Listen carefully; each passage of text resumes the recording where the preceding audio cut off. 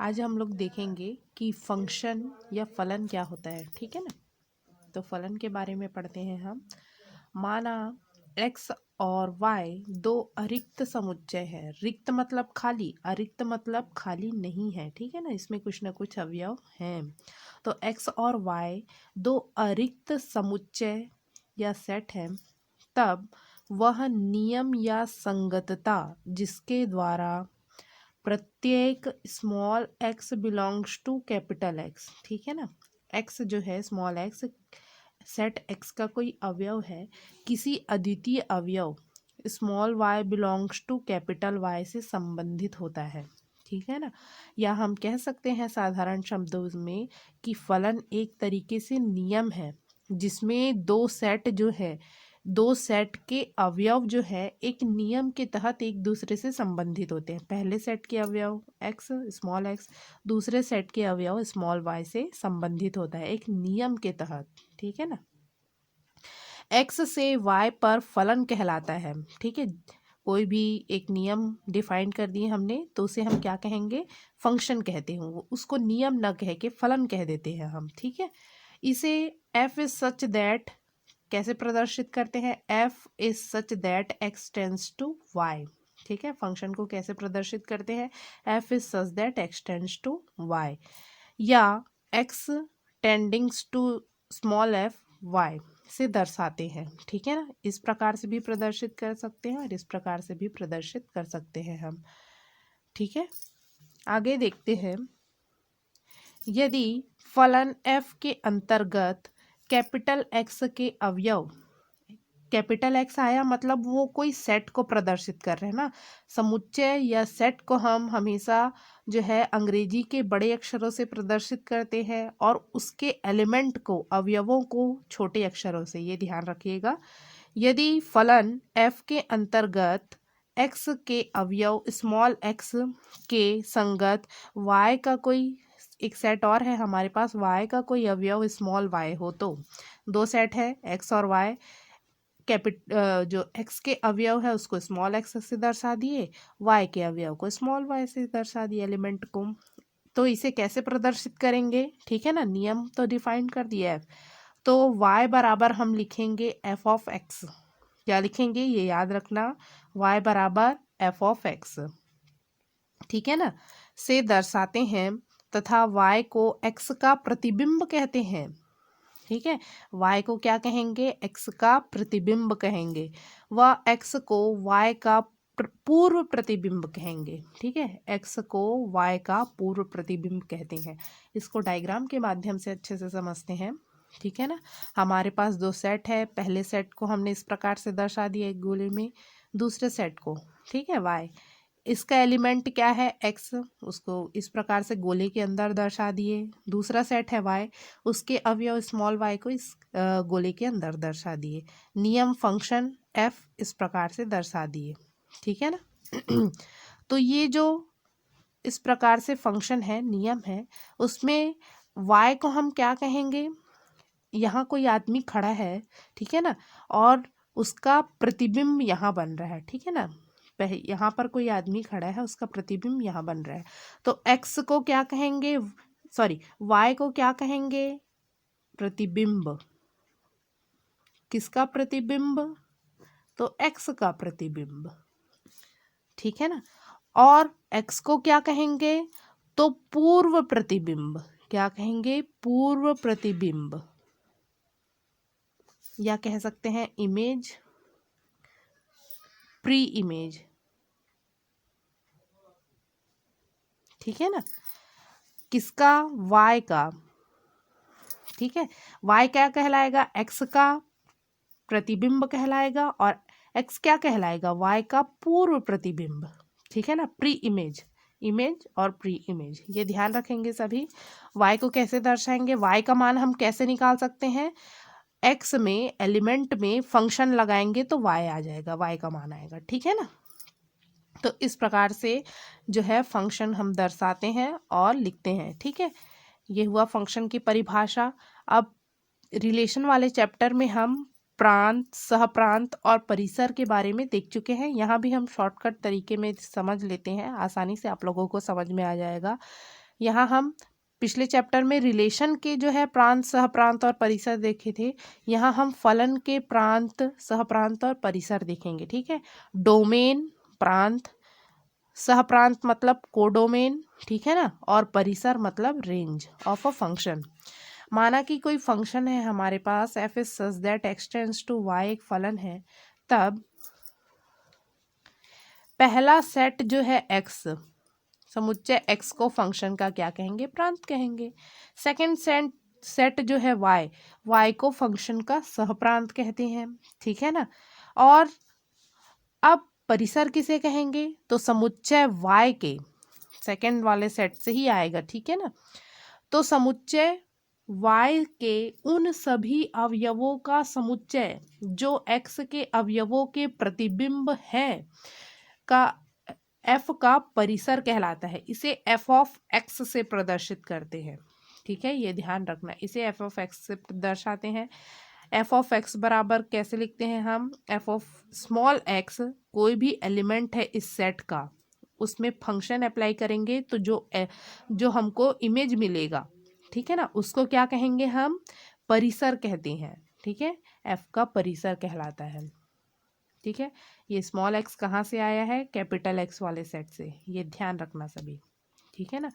अब इसको मैं डायग्राम के माध्यम से समझा रही हूँ कि परिसर क्या होता है, प्रांत क्या होता है और सहप्रांत क्या होता है, ठीक है ना। तो मैंने यहाँ एक सेट x लिया है, एक दूसरा सेट y लिया है। x में कितने एलिमेंट है, 1 2 3 4 5, ठीक है। ये पांचों क्या कहलाएंगे, प्रांत, फंक्शन का प्रांत या डोमेन कहलाएंगे, ठीक है। फर्स्ट सेट क्या कहलाएगा, डोमेन या प्रांत। y वाले सेट में कितने एलिमेंट है, 1 2 3 4 5, ये पूरा सेट क्या कहलाएगा, सहप्रांत, कोडोमेन, ठीक है ना,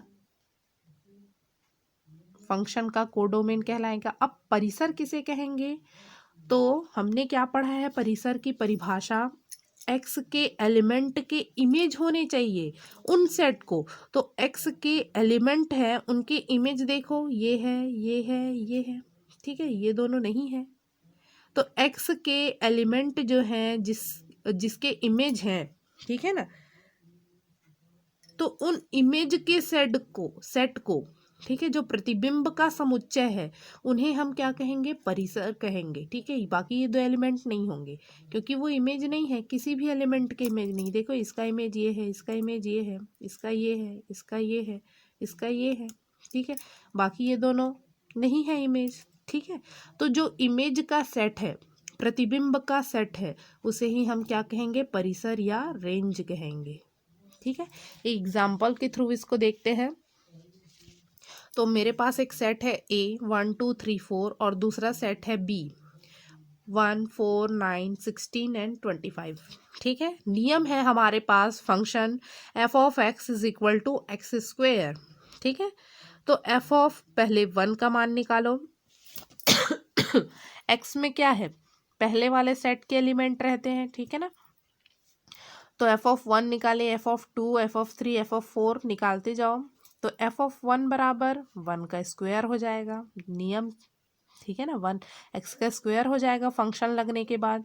देखो x में यदि फंक्शन अप्लाई करते हैं तो वो x स्क्वायर बन जाता है, ठीक है। तो फंक्शन एलिमेंट में देखो फंक्शन अप्लाई किए तो 1 का स्क्वायर हो गया, 1 का स्क्वायर 1, 2 का स्क्वायर 4, 3 का स्क्वायर 9, 4 का स्क्वायर 16, ठीक है। तो 1 का जो इमेज है 1 मिला, 2 का इमेज 4 मिला, 3 का इमेज 9 मिला और 4 का इमेज 16 मिला। तो बना लेते हैं उसके लिए हम डायग्राम। तो ए में जो कितने एलिमेंट है, 1 2 3 4, 1 2 3 4। बी में कितने एलिमेंट है, 1 4 9 16 25, लिख लिए 1 4 9 16 25। 1 का इमेज क्या है, 1 का देखो ये अंदर में है 1, उसका 1 है, तो 1 का इमेज 1 हो गया, ठीक है। 2 का इमेज 4 है, 2 का इमेज 4 मिला दिए। 3 का इमेज 9 है, 3 का इमेज 9 हो गया। 4 का इमेज 16 है, तो 4 को 16 मिला दिए। अब इसमें हम निकालते हैं डोमेन, कोडोमेन और रेंज, ठीक है ना। तो एफ का डोमेन क्या होता है, जो फर्स्ट सेट होता है वही उसका डोमेन होता है। तो फर्स्ट सेट ए है हमारे पास, उसी को लिख दिए, ठीक है ना। अब एफ का सहप्रांत या कोडोमेन क्या है, तो सेकंड सेट ही उसका कोडोमेन होता है, लिख दिए, ठीक है ना। इसमें पूरे के पूरे एलिमेंट आएंगे 1 2 3 4। इसमें क्या आएगा 1 4 9 और 16 25, ठीक है ना। एफ का परिसर क्या होएगा, रेंज। तो जितने इमेज हैं, तो 1 है, 4 है, 9 है, 16 है, 25 है क्या किसी के इमेज, नहीं है, तो उसको नहीं लेंगे हम। 1 4 9 और 16 ये है कहलाएगा एफ का परिसर, जितने इमेज हैं उनका सेट, ठीक है ना। तो इसको हम एफ ऑफ ए से प्रदर्शित करेंगे। ए का फंक्शन लगाने के बाद जो भी सेट मिलेगा हमको एलिमेंट, ठीक है, फंक्शन अप्लाई करने के बाद जो भी हमको मान मिल रहा है उनका सेट बना देंगे, वो क्या कहलाएगा, रेंज ऑफ फंक्शन। यहाँ से ध्यान देंगे एफ का परिसर, यहाँ देखो परिसर is a subset of F का सहप्रांत, ठीक है ना। देखो इसमें कितने एलिमेंट है 1 4 9 और 16 25, इसमें 1 4 9 16। तो ये वाला जो सेट है एफ का परिसर, वो प्रांत का क्या हो गया जी, सबसेट हो गया, ठीक है। जितने एलिमेंट इसमें है उससे वो कहाँ के हैं, प्रांत के ही हैं, सहप्रांत के ही हैं, इसलिए यहाँ लिख दिए। परिसर को कैसे दर्शाते हैं, एफ ऑफ ए से दर्शा दिए। F of A is a subset of, सहप्रांत क्या है, बी है, is a subset of B, ठीक है ना। क्योंकि इसमें जितने एलिमेंट है वो कहीं ना कहीं इसी के हैं, ठीक है ना, सेट बी के ही है।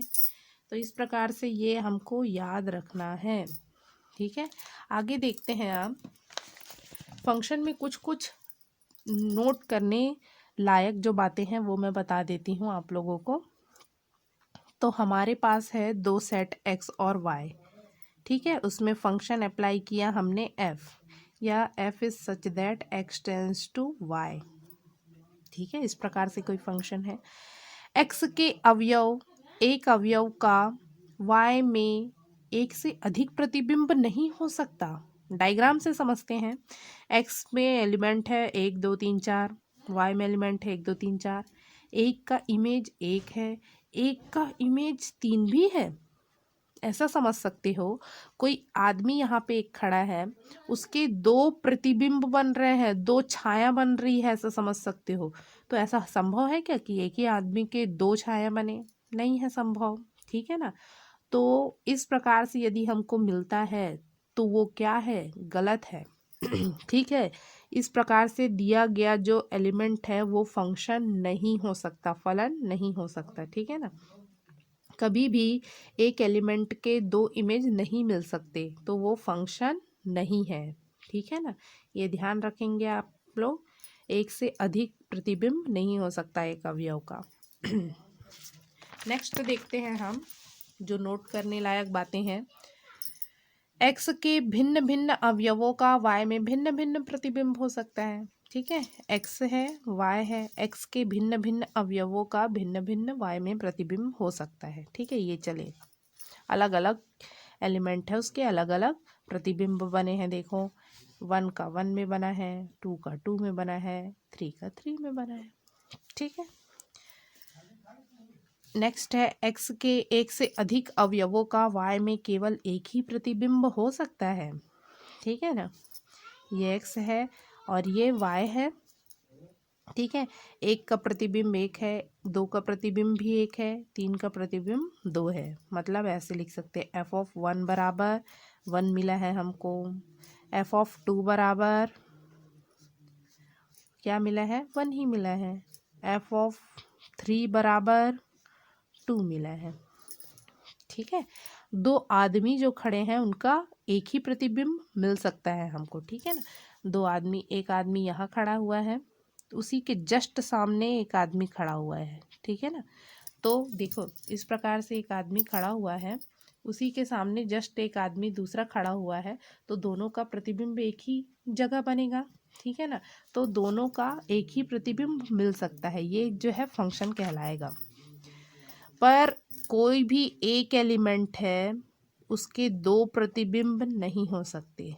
दो एलिमेंट का एक प्रतिबिंब हो सकता है, ठीक है ना, ये याद रखना। तो ये फंक्शन है। तो इस प्रकार से यहाँ तक आप सभी को समझ में आ ही गया होगा।